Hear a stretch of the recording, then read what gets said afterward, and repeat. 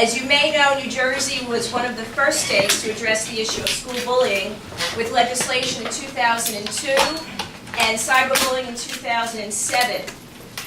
Right now, though, New Jersey's rate of bullying is actually higher than the national average, and it is imperative that our state once again takes the lead with the same leader who has led the way, and that is Barbara Buono. This legislation will create a standardized way to identify and investigate incidences of bullying, and it will also train teachers, administrators, Board of Education members to identify and prevent bullying.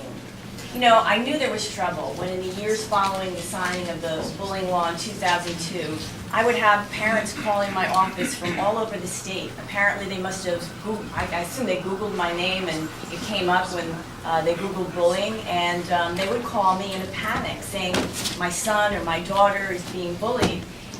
And in this case, the parents were lucky that their child told them, because more often than not, the research shows that children are either afraid or embarrassed to even tell their parents.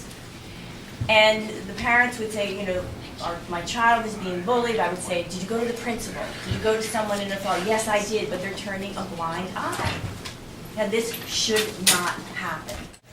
Now there will be special safety groups that include a parent. Parents will have access. Now the specialist within the school who handles bullying will have his or her name right there on the home page, the home of the web page, the home page on the web, so that people can find out who it is, who they need to contact. There was no real oversight. We couldn't get our arms around who was doing what and what children were actually being protected. And now with this bill, children will be protected, and we will know. There's oversight. Parents can tell. The legislature can tell. Everyone can tell. This one's going to make a big, big difference. Thank you. It's tragic that, you know, things that just happened recently are causing even further legislation, and it does begin at the home. It really does. But we can do something as far as government concerns so that the schools don't ignore it. Children should be allowed to be who they are and fulfill their life dreams as they choose to, wherever they want to go, whatever they want to do, without being harassed. So I am thrilled to be one of the co-sponsors, and I really appreciate the leadership that's being shown here, and obviously by myself being here, and I know the Speaker being here, and Senator Buono being the majority leader, I think you'll see quick action in the Senate on this legislation, and hopefully it gets there so we can help these children.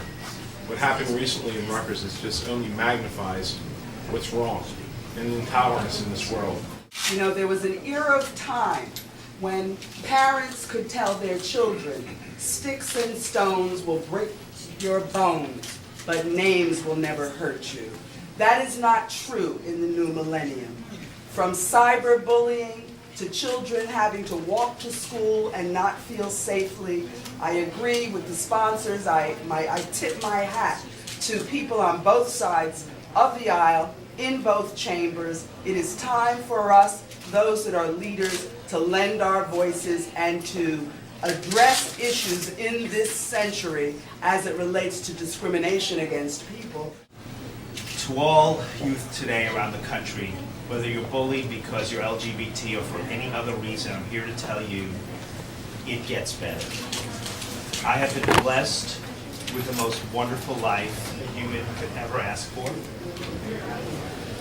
I am blessed today.